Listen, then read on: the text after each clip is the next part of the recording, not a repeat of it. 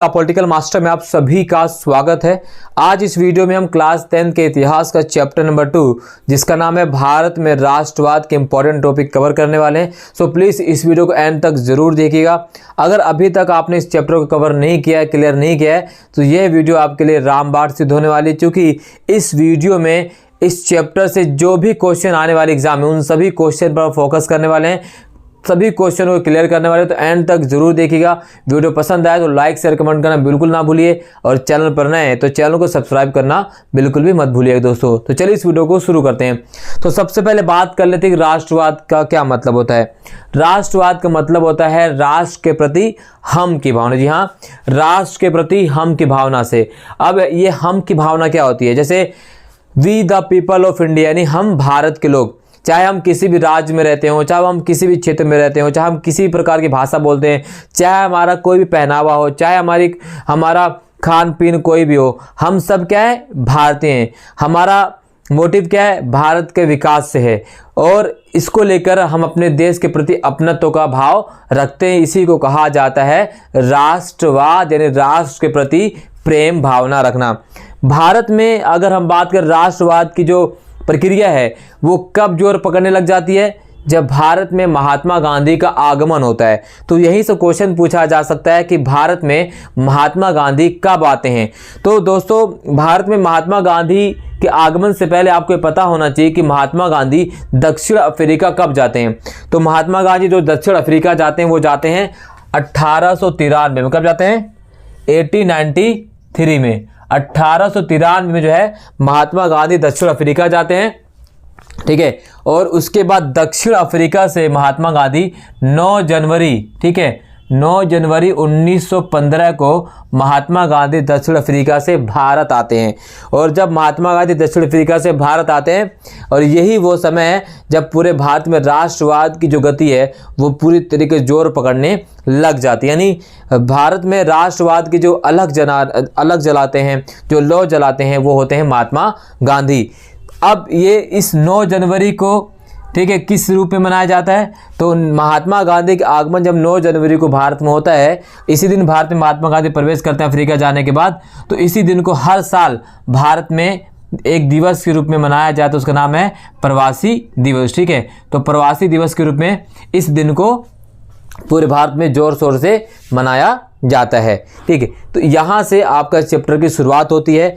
Next topic जो आता है कि महात्मा गांधी, जहाँ से क्वेश्चन पूछा जा सकता है कि महात्मा गांधी दक्षिण अफ्रीका से वापस लौटने के बाद, महात्मा गांधी दक्षिण अफ्रीका से वापस लौटने के बाद अपना सर्वप्रथम भाषण कहाँ देते हैं? तो महात्मा गांधी जैसे दक्षिण अफ्रीका से लौटते हैं, उन्होंने 1916 में, ठीक है, अपना भाषण सर्वप्रथम दिया था BHU। कहाँ दिया था?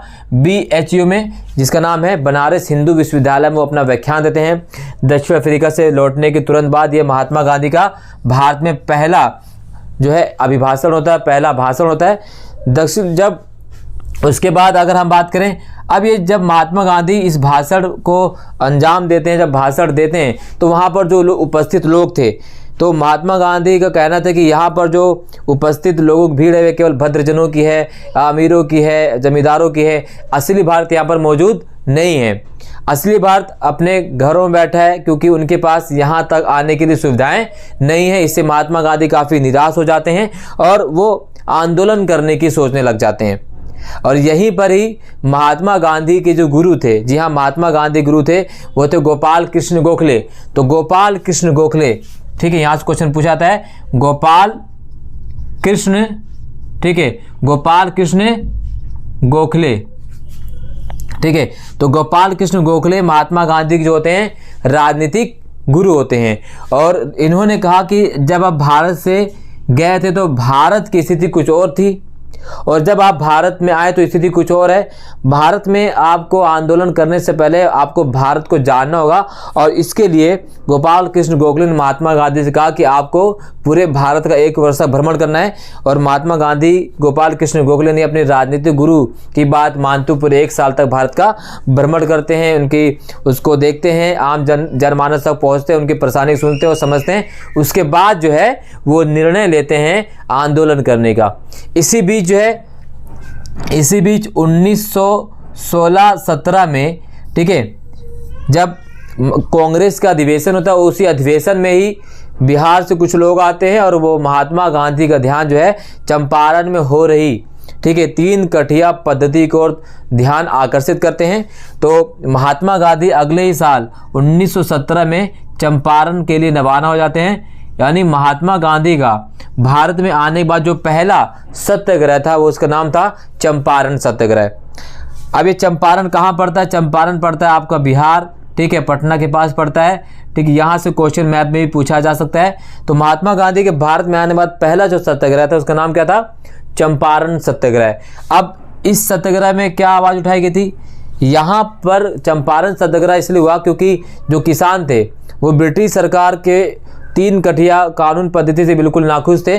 ब्रिटिश सरकार वहाँ के किसानों से ज़बरदस्ती उनके खेतों पर नील की खेती उगवा रही थी और किसान का मानना था कि नील की खेती उगाने से खेती जो है उसका उपजाऊपन पूरी तरह समाप्त हो जाता है और उनको फ़ायदा नहीं पहुंच पाता है। तो इसी का विरोध करने के लिए जो है महात्मा गांधी को किसान बुलाते हैं और महात्मा गांधी ब्रिटिश सरकार के खिलाफ वहाँ पर सत्याग्रह करते हैं और वो सफल हो जाते हैं। क्योंकि किसानों को पता था कि महात्मा गांधी दक्षिण अफ्रीका से जो है आंदोलन करके अंग्रेज़ों को हरा कर वहाँ से आए हैं, रंगभेद नीति को समाप्त करके वहाँ पर आए, तो महात्मा गांधी के बारे में लोगों को पता था, इसलिए महात्मा गांधी को बुलाया जाता है और महात्मा गांधी की जो पहला सत्याग्रह होता है वो पूरी तरह सफल होता है। तो क्वेश्चन यही से पूछा जाता है कि महात्मा गांधी का भारत में पहला सत्याग्रह कौन सा था? तो वो था चंपारण सत्याग्रह।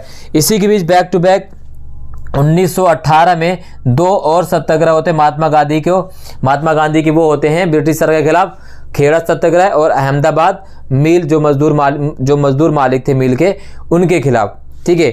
अब हुआ क्या था? 1918 में 2 सत्याग्रह होते हैं, एक का नाम है खेड़ा सत्याग्रह, ठीक है, और दूसरा है अहमदाबाद मिल मजदूर, ठीक है। तो ये 2 सत्याग्रह और होते हैं। तो इन दोनों सत्याग्रहों में भी महात्मा गांधी को क्या मिलती है? सफलता मिलती है।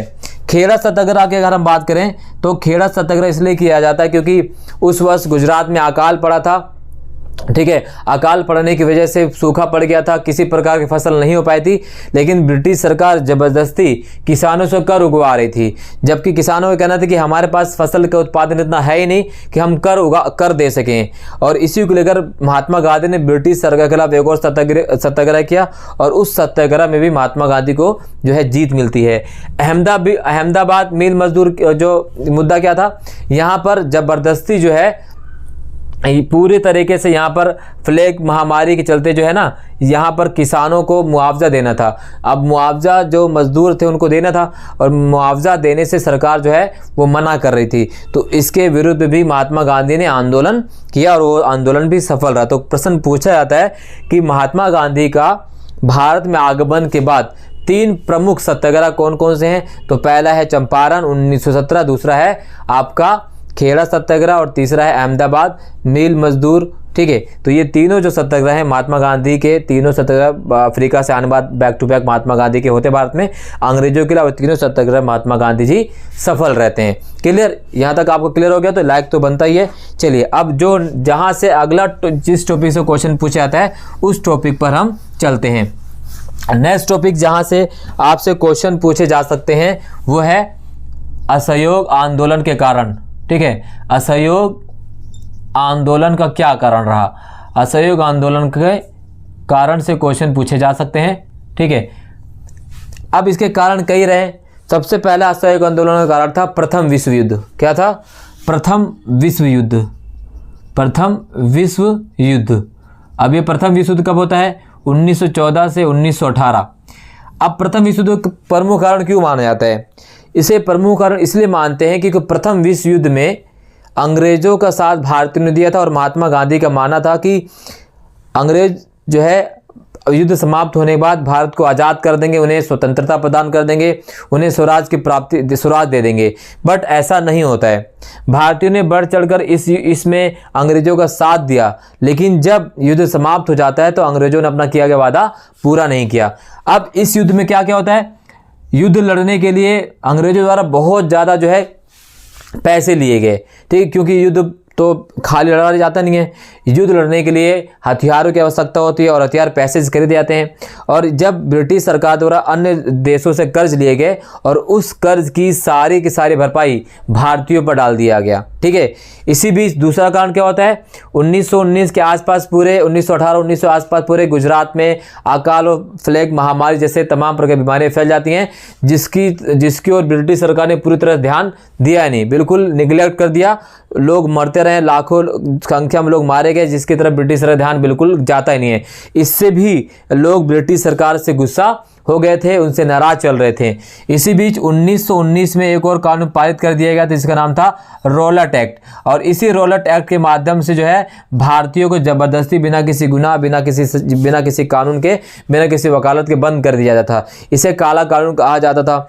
इसको लेकर भी भारतीयों के मन में ब्रिटिश सरकार के लगातार विद्रोह की भावना भड़क रही थी। वो भारतीय ब्रिटिश सरकार से नाराज चल रहे थे। तो ये भी एक कारण रहा असहयोग आंदोलन के कारणों में से, ठीक।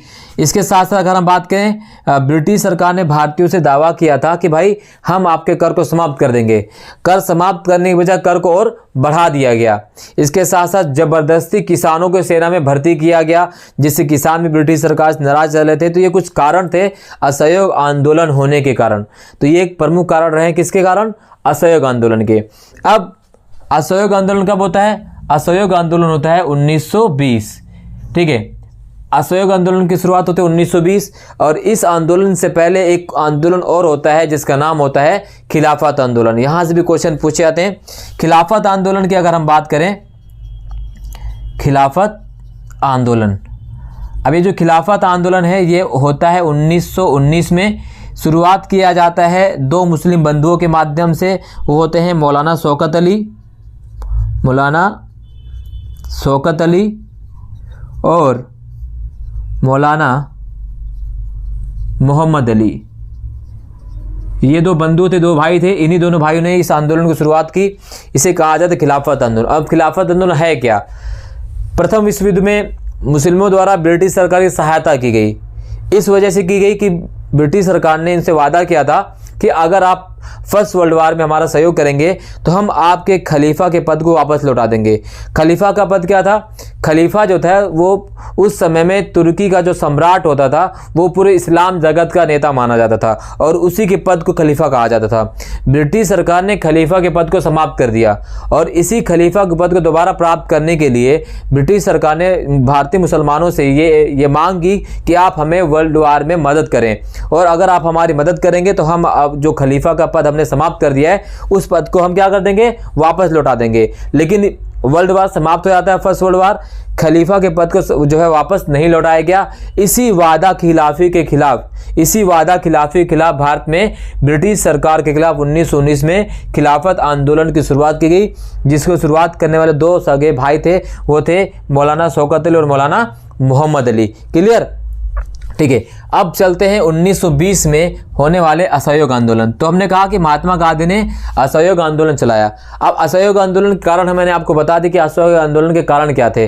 अब असहयोग आंदोलन में क्या क्या होता है, असहयोग आंदोलन के मतलब ये था कि भाई ब्रिटिश सरकार का असहयोग करना। महात्मा गांधी का मानना था कि अभी तक हम ब्रिटिश सरकार का जो है सहयोग करते आ रहे थे और इसी सहयोग के बदले में ब्रिटिश सरकार हम पर शासन कर रही थी। अगर हमने ब्रिटिश सरकार का असहयोग करना शुरू कर दिया तो हम पर वो शासन करना समाप्त कर देंगे।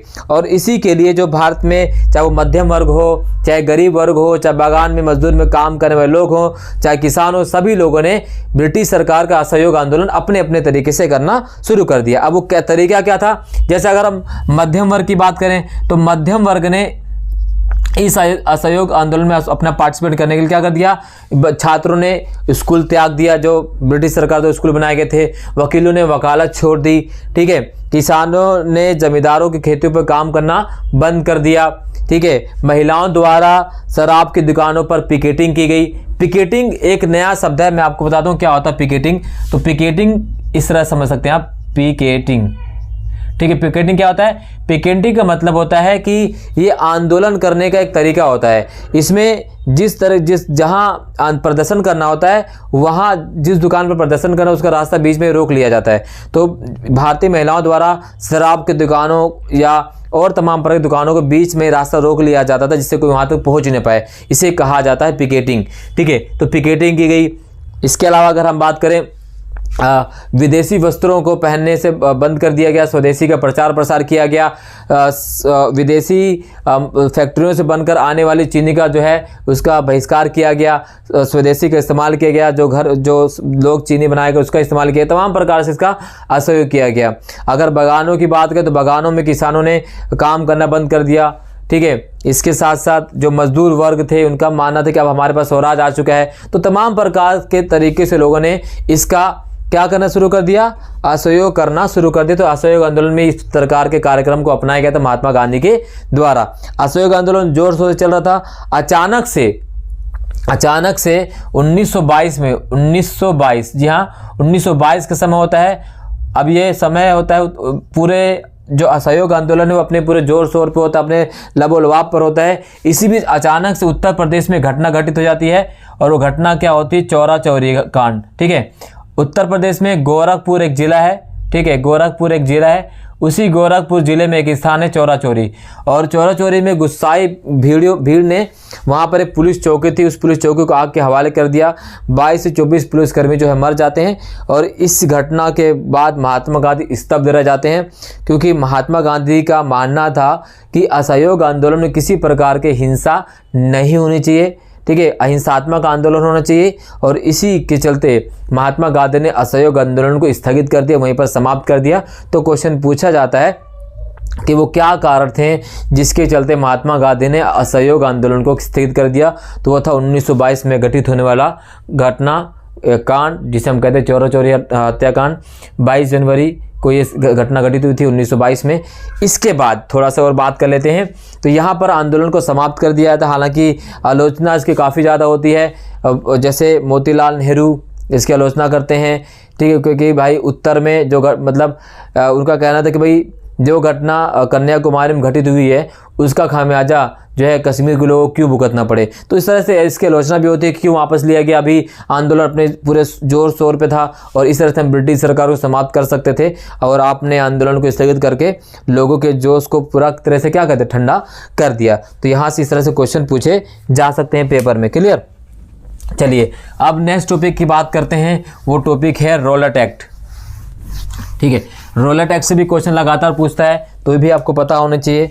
अगला टॉपिक है आपका रॉलेट एक्ट। Rowlatt act 1919।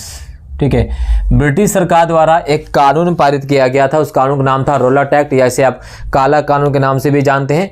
ये कानून ऐसा था कि इस कानून में किसी भारतीय को जबरदस्ती 2 साल तक जेलों में बंद किया जा सकता था, और ना तो उसकी सुनवाई हो सकती थी, ना उस पर ना ही उसको जमानत मिल सकती थी, और जब तक चाहे ब्रिटिश सरकार उसे बंद कर सकती थी।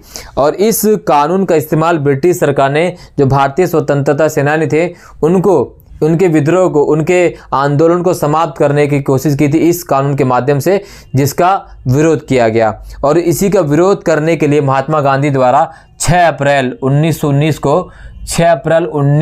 को रॉलेट सत्याग्रह का आयोजन किया गया। रॉलेट सत्याग्रह का आयोजन किया गया, और इसके चलते महात्मा गांधी पूरे भ्रमण कर रहे थे, और लोग इस आंदोलन में क्या क्या खराबियां हैं इसका विरोध किया गया। इस तरह से महात्मा गांधी ने इसका विरोध किया, इसका नाम दिया गया रॉलेट सत्याग्रह। और इसी तरह से विरोध का स्वरूप लगातार बढ़ता चला गया, और दिन आ जाता है 13 अप्रैल 1919।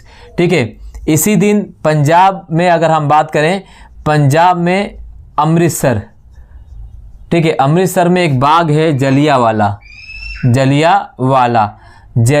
बाग। अब 13 अप्रैल 1919 को संयोगवश इसी दिन जो है वैसाखी का त्यौहार होता है और वैसाखी का त्यौहार मनाने के लिए शांतिपूर्ण प्रदर्शन करने के लिए लोग जो है जलियांवाला बाग में इकट्ठा होते हैं। और यहाँ पर पंजाब में ब्रिटिश सरकार द्वारा जो है 2 प्रदर्शनकारियों को जो कह सकते हैं बंदी बना लिया गया। वो थे डॉक्टर सत्यपाल मलिक और डॉक्टर सैफुद्दीन किचलू। ये पंजाब में बहुत प्रमुख नेता थे, बहुत माने जाने वाले नेता थे। इनको इस तरह से आप समझ सकते हैं कि बहुत ज़्यादा फैन फॉलोइंग थी। और इन्हीं की गिरफ्तारी का विरोध करने के लिए शांतिपूर्वक प्रदर्शन करने के लिए जो प्रदर्शनकारी थे वो जलियांवाला जो बाग में इकट्ठा होते हैं। और जो प्रदर्शन चला था रॉलेट सत्याग्रह के खिलाफ, उस प्रदर्शन को दबाने के लिए ना पूरे पंजाब में है जो है मार्शल लॉ लागू कर दिया गया था। और ये बात निहत्थे निर्दोष प्रदर्शनकारियों को पता नहीं थी और वो लोग भीड़ में इकट्ठे हो जाते हैं, शांतिपूर्ण प्रदर्शन करते हैं, अपना त्यौहार मनाते हैं। इसी बीच जनरल डायर का जो है आगमन होता है और जनरल डायर जो है जलियांवाला बाग में जहाँ लोग इकट्ठा होते हैं वहाँ पर एक ही एंट्री गेट होता है और इसी एंट्री गेट पर जो है अपने सिपाहियों के साथ पहुंचते हैं और जहाँ जहाँ ज़्यादा भीड़ थी वहाँ वो गोलियां चलाना शुरू कर देते हैं। इसमें सैकड़ों लोगों की जो है मृत्यु हो जाती है, सैकड़ों लोगों की हत्या की जाती है। इसमें बच्चे, बुजुर्ग, बूढ़े सभी लोग शामिल थे। सभी इस हत्या के बाद यानी जनरल डायर की इस कायराना हरकत के बाद उनका देहांत हो जाता है, बहुत सारे लोगों की हत्या हो जाती है। और इसी घटना को हम कहते हैं जलियांवाला बाग हत्याकांड 13 अप्रैल 1919। और इसी जलियांवाला बाग हत्याकांड के बाद महात्मा गांधी और रविंद्रनाथ टैगोर जी द्वारा अपनी अपनी उपाधि जो है त्याग दी गई थी। तो जलियांवाला बाग हत्याकांड के बाद महात्मा गांधी ने कैसरे हिंद की, ठीक है ना, कैसरे हिंद की उपाधि त्याग दी। और इसी प्रकार से रविंद्रनाथ टैगोर ने जो है नाइट की उपाधि भी त्याग दी। तो इस तरह से महात्मा गांधी ने कैसरी हिंद की और जो है रविंद्रनाथ टैगोर ने नाइट की उपाधि त्याग दी। किसके विरोध में? जलियांवाला बाग हत्याकांड के विरोध में। क्लियर? तो यहाँ तक आई थिंक आप सभी को क्लियर हो चुका होगा। तो इसके लिए एक लाइक तो बनता ही है और शेयर कर दीजिए, चैनल को सब्सक्राइब कर दीजिए। अब हम नेक्स्ट टॉपिक की बात करते हैं जहाँ से क्वेश्चन पूछा जाता है। तो वो अगला टॉपिक है आपका, उस टॉपिक का नाम है साइमन कमीशन। साइमन कमीशन, ठीक है। साइमन कमीशन का विरोध क्यों किया गया, यहाँ से इस तरह से क्वेश्चन पूछे जाते हैं। तो साइमन कमीशन क्या था? साइमन कमीशन की आप बात करें तो 1919 में, ठीक है, इंपीरियल जो काउंसिल थी उसने एक कानून पारित किया था। और वो कानून अच्छा है या ख़राब है, उसमें कौन कौन से परिवर्तन करने चाहिए, क्या नहीं करने चाहिए, तो उसी कानून में फेरबदल करने के लिए, उसी कानून की जांच परख करने के लिए ही 1927 में 1927 में जो है साइमन कमीशन की नियुक्ति की गई थी, ठीक है। और साइमन कमीशन के जो अध्यक्ष थे वो थे स्टैफर्ड साइमन, ठीक है। अब इसी साइमन आयोग, इसीलिए इसको साइमन आयोग के नाम से भी जाना जाता है। तो 1927 में इसकी नियुक्ति की गई। 1928 में साइमन कमीशन जो है भारत में आता है और इसका विरोध किया गया। विरोध क्यों किया गया? विरोध इसलिए किया गया कि साइमन कमीशन में कोई भी सदस्य भारतीय नहीं था। कानून बनाया जाने वाला था भारतीयों के लिए और इस कमेटी में, इस कमीशन में कोई भी सदस्य भारतीय नहीं था। इसका लगातार विरोध किया गया। साइमन गो बैक के नारे लगे, साइमन वापस जाओ के नारे लगे और इसी प्रकार का एक विरोध प्रदर्शन जो हो रहा था लाहौर में। और लाहौर में विरोध प्रदर्शन के माध्यम से जब अंग्रेजों ने लाठीचार्ज करी तो लाठीचार्ज में लाला लाजपत राय की जो है वो है मृत्यु हो जाती है, उनका देहांत हो जाता है। तो यहाँ ये प्रदर्शन और ज़्यादा उग्र हो जाता है। तो इस तरह से साइमन कमीशन का विरोध किया गया। क्यों? क्योंकि साइमन कमीशन में किसी भी सदस्य में कोई भी सदस्य भारतीय नहीं था और इसी का विरोध करने के लिए लाहौर में लाठीचार्ज के दौरान जो है लाला लाजपत राय की मृत्यु हो जाती है। क्लियर? तो ये इस टॉपिक से भी क्वेश्चन पूछा जाता है कि साइमन कमीशन क्या है, इसका विरोध क्यों किया गया और इस के विरोध में किसकी मृत्यु हो जाती है, किसका देहांत हो जाता है। इस तरह से क्वेश्चन पूछा जाता है। चलिए अब नेक्स्ट टॉपिक जहाँ से सवाल आता है वो अगला टॉपिक है आपका नमक सत्याग्रह। क्या है? नमक सत्याग्रह या ठीक है दांडी मार्च या दांडी यात्रा कह लीजिए। यहाँ से भी क्वेश्चन आता है। हुआ क्या था कि ब्रिटिश सरकार ने नमक पर कर लगा दिया। अब तक जो नमक लोग अपने लिए बनाया करते थे, उसका इस्तेमाल किया करते थे, उस पर किसी का एकाधिकार नहीं था। एकाएक उस पर प्रतिबंध लगा दिया गया और नमक बनाने का एक अधिकार जो ब्रिटिश सरकार के पास चला गया। भारतीयों को नमक बनाने पर प्रतिबंध लगा दिया कि आप कोई भारतीय नमक नहीं बनाएगा। अगर आपको नमक खरीदना है तो आपको ब्रिटिश सरकार द्वारा बनाए गए नमक को खरीदना होगा। नमक पर टैक्स लगा दिया। नमक जो आज तक फ्री में लोग इस्तेमाल करते हैं, अचानक से उस पर कर लगा दिया गया। और इसी नमक कानून का विरोध करने के लिए महात्मा गांधी ने एक सत्याग्रह चलाया जिसको हम दांडी मार्च या नमक सत्याग्रह के नाम से जानते हैं।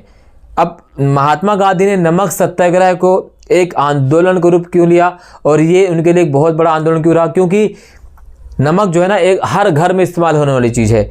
वो किसी भी धर्म द्वारा इस्तेमाल की जाती है, चाहे वो हिंदू हो, चाहे मुस्लिम हो, चाहे सिख, चाहे ईसाई, चाहे अमीर, चाहे गरीब, चाहे हर एक वर्ग जो है इसका इस्तेमाल करता था और हर एक वर्ग के किचन में नमक इस्तेमाल किया जाता था। और इसीलिए इस कानून को महात्मा गांधी ने एक सत्याग्रह का रूप दिया जिसका नाम था नमक सत्याग्रह।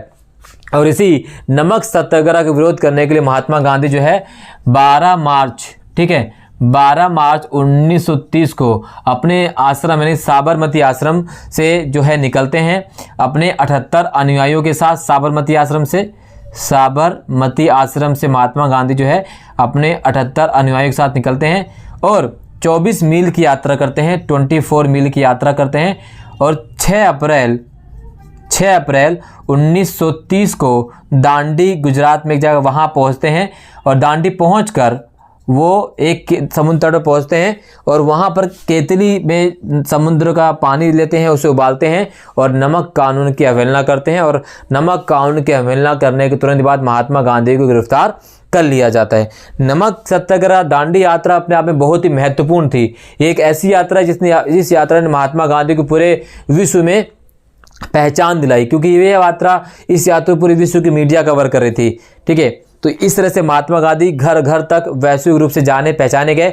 और ये आंदोलन इसलिए बहुत भी महत्वपूर्ण माना जाता है क्योंकि इस आंदोलन में पहली बार महिलाओं ने बढ़ चढ़ के हिस्सा लिया था, ठीक है, बढ़ चढ़ कर हिस्सा लिया था। अपने 78 अनुयायियों के साथ महात्मा गांधी साबरमती आश्रम से तो निकले, लेकिन बहुत दांडी तक जाते जाते हजारों लाखों की संख्या में उसके साथ भीड़ जो है इकट्ठी होती चलेगी। महात्मा गांधी जहाँ भी विश्राम करते वहाँ के लोग उस यात्रा में शामिल होते चले जाते, जस्ट लाइक भारत जोड़ो यात्रा है। आई एम जोकिंग, ठीक है ना। तो इसको आप इस तरह समझ सकते हैं कि ये सारी चीज़ें उसी तरह से घटित होती चली और महिलाओं ने बढ़ चढ़ हिस्सा लिया। महिलाएं इस आंदोलन में पूरी तरीके से शामिल होती दिखाई देती हैं। पहला भारत में आंदोलन था और 6 अप्रैल 1930 को महात्मा गांधी दांडी पहुंचकर इस आंदोलन को यानी इस कानून को भंग करते हैं, इस कानून को अवहेलना करते हैं और महात्मा गांधी को गिरफ्तार कर लिया जाता है। अब पूरे ब्रिटिश सरकार में खलबली मच जाती है कि भाई अब हमें भारतीयों को आज़ाद करना पड़ेगा, इनको स्वतंत्र करना पड़ेगा। तो विश्व के तमाम मीडिया में ब्रिटिश सरकार की जो है थू होने लग जाती है, उसकी आलोचना होती है कि किस प्रकार से आप ये कर रहे हो। तो इस चीज़ को शांत करने के लिए ब्रिटिश सरकार द्वारा जो है एक सम्मेलन की स्थापना की जाती है, एक सम्मेलन का आयोजन किया जाता है। जो हमारा अगला टॉपिक है वह है गोलमेज सम्मेलन। तो चलिए बात कर लेते हैं गोलमेज सम्मेलन, जहाँ से क्वेश्चन पूछा जाता है, ठीक है। तो गोलमेज सम्मेलन बुलाए जाते हैं, है ना, गोल मेज यानी राउंड टेबल, इस तरह से गोलमेज सम्मेलन बुलाया जाता है, गोलमेज सम्मेलन, ठीक है। बैक टू बैक 3 गोलमेज सम्मेलन होते हैं। अगर गोलमेज सम्मेलनों की बात करें तो पहला गोलमेज सम्मेलन होता है 12 नवंबर 1930 और कब तक चलता है ये? 13 जनवरी 1931 तक चलता है ये, 13 जनवरी 1931। इस सम्मेलन में कांग्रेस की तरफ से कोई भी पार्टिसिपेट नहीं करता है क्योंकि महात्मा गांधी जेल में थे। और इस सम्मेलन में केवल अगर हम पार्टिसिपेशन की बात करें तेज प्रताप सप्रू, ठीक है, BR अम्बेडकर और अगर रियासतों की बात करें रियासतों के से लोग शामिल थे, लेकिन कांग्रेस ने इस सम्मेलन में पार्टिसिपेट नहीं किया। मुस्लिम लीग द्वारा भी पार्टिसिपेट किया गया था। तो इस तरह से पहला सम्मेलन जो है पूरी तरह से असफल रहता क्योंकि इसमें कांग्रेस शामिल नहीं थी। अब दूसरे सम्मेलन में क्योंकि महात्मा गांधी जी को जो है ना जेल से रिहा कर दिया गया, महात्मा गांधी और इरविन के बीच एक समझौता होता है जिसे गांधी इरविन समझौते के नाम से जाना जाता है। 1931 को गांधी इरविन के समझौते के बीच 11 सूत्री मांग रखी जाती, इसमें महात्मा गांधी का मानना था कि भाई ब्रिटिश सरकार उन सभी कैदियों को रिहा करेगी जिसको गिरफ्तार किया गया है और सत्याग्रहियों के जिस भी संपत्तियों को ब्रिटिश सरकार ने हड़पा है या उसकी कुर्की की है उसको भी जो है छोड़ दिया जाए, बेगुनाहों को छोड़ दिया जाए और भारतीयों को अपना काम शांतिपूर्वक प्रदर्शन करने की आज़ादी दी जाए, ये सब बात मान ली जाती है। और इरविन ने भी महात्मा गांधी से कहा कि आपको जो है सम्मेलन में भाग लेना होगा, और वहाँ पर दूसरे सम्मेलन की जब बात होती है, दूसरा सम्मेलन कब होता है, दूसरा सम्मेलन की हम बात करें तो होता है 7 सितंबर को। कब होता है? 7 सितंबर 1931 से दूसरा सम्मेलन शुरू होता है, जो चलता है दिसंबर 1931 तक। ठीक है, दिसंबर 1931 ये सम्मेलन में महात्मा गांधी जो है पार्टिसिपेट करते हैं।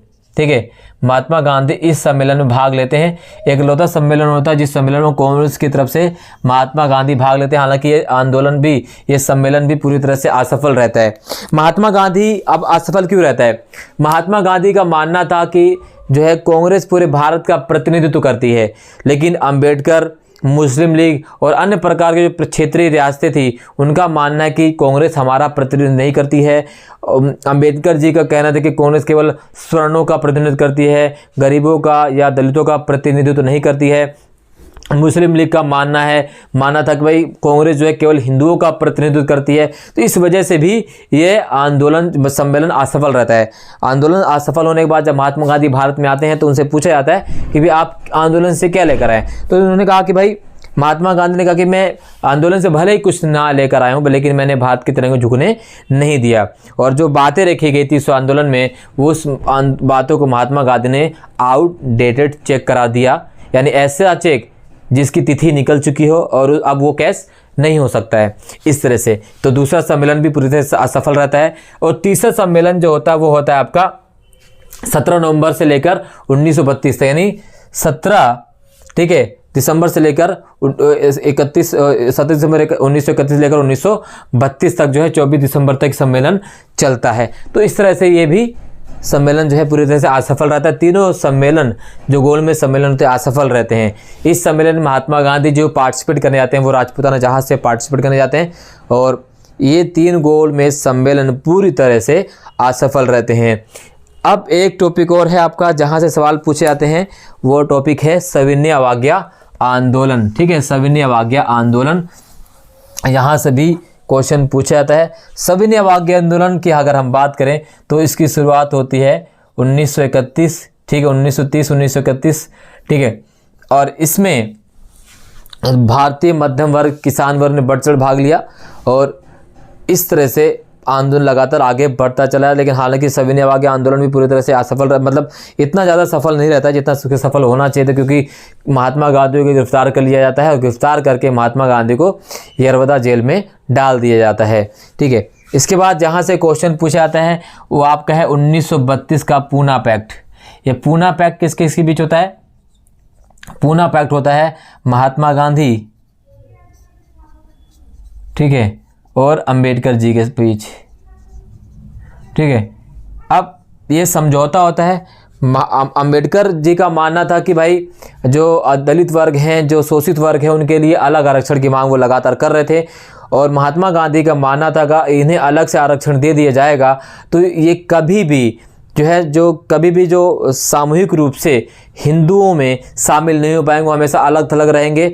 और इसी को लेकर महात्मा गांधी इस जो है आरक्षण के खिलाफ थे, इस अलगाव के खिलाफ थे, जबकि अंबेडकर लगातार कोशिश कर रहे थे कि भाई, क्योंकि अंबेडकर जी एक विचारक भी थे और आप कह सकते हैं कि दलितों के रहनुमा थे, है ना, और पूरी तरीके से इस बात को रख रहे थे कि किस प्रकार से इनके साथ अमानवीय व्यवहार किया जाता है, और जब तक इन्हें आरक्षण नहीं मिलेगा तब तक ये जो है पूरी तरीके से समाज में शामिल नहीं हो पाएंगे। क्योंकि महात्मा गांधी का कहना था अगर ये भी अलग हो जाएंगे तो ये कभी भी स्वर्ण हिंदुओं में या हिंदू समाज में अपने स्थान को स्थापित नहीं कर पाएंगे।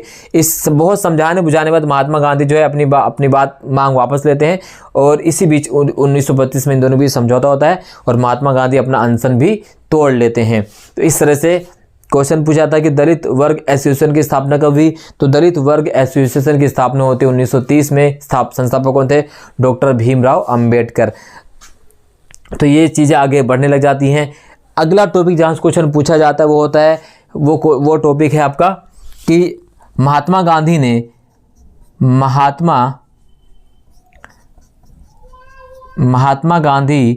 ने अन्य लोगों जैसा दिखने के लिए क्या क्या किए? तो जैसे यहाँ से क्वेश्चन आता है तो महात्मा गांधी ने अन्य लोगों जैसा दिखने के लिए क्या क्या किया? तो महात्मा गांधी आम बोलचाल की भाषा का प्रयोग करते थे।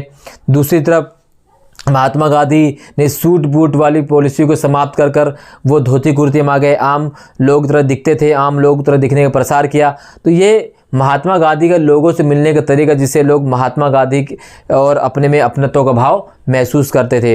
इसके अलावा जो टॉपिक आता है वो है कि महात्मा गांधी ने स्वदेशी ग्रुप में चरखे का इस्तेमाल क्यों किया। तो चरखा एक प्रकार का स्वदेशी था और लोगों को आत्मनिर्भरता का प्रेरणा देता था, क्योंकि चरखे से ने लोगों को स्वावलंबन बनाया, लोग अपने हिसाब से अपनी आमदनी कमा सकते थे और ये स्वदेशी का सबसे अच्छा जीता जागता एक प्रतीक था। महात्मा गांधी खुद खाली समय में चरखा चलाया करते थे ताकि लोगों तक ये जो है सीख जाए कि महात्मा गांधी भी चरखा चलाते हैं, और इस स्वदेशी का प्रचार करने का सबसे सटीक तरीका था। इसके अलावा महात्मा गांधी को लोग किस तरह देखते थे, महात्मा गांधी को किसान किस तरह देखते थे। तो महात्मा गांधी को किसान का मानना था कि महात्मा गांधी जो है वो राजा के द्वारा भेजे गए हैं। महात्मा गांधी को लोग गांधी बाबा, गांधी महाराज कहकर पुकारते थे। महात्मा गांधी को लोग समझते थे कि ईश्वर का वरदान है, और उनका मानना था कि अगर जो भी महात्मा गांधी की बातों की अवहेलना करता है तो उसका घर जो है ढह जाता है, उसका घर बर्बाद हो जाता है। तो इस प्रकार से महात्मा गांधी के बारे में लोगों की जो कथाएँ जो प्रचलित थीं और लोग इस पर विश्वास करते थे, तो ये सारी चीज़ प्रचलन में था। बगानों का स्वराज भी से क्वेश्चन पूछा जाता है इस चैप्टर में। इसके साथ साथ तिरंगा झंडा किसने बनाया पहला, ठीक है, रविन्द्रनाथ टैगोर, राष्ट्रगान किसने लिखा, राष्ट्रगीत किसने लिखा, ये सारे क्वेश्चन इस टॉपिक से पूछे जाएंगे। और इसके अलावा आखिरी बहादुराना दिन 1942 का भारत छोड़ो आंदोलन, तो ये सभी टॉपिक जहां से क्वेश्चन पूछे जा सकते हैं। इस वीडियो में बस इतना ही दोस्तों। वीडियो पसंद आए तो लाइक शेयर कमेंट जरूर कीजिएगा। चैनल पर नए हैं तो चैनल को सब्सक्राइब करना बिल्कुल भी मत भूलिए। मिलते हैं नेक्स्ट वीडियो में, तब तक जय हिंद, धन्यवाद।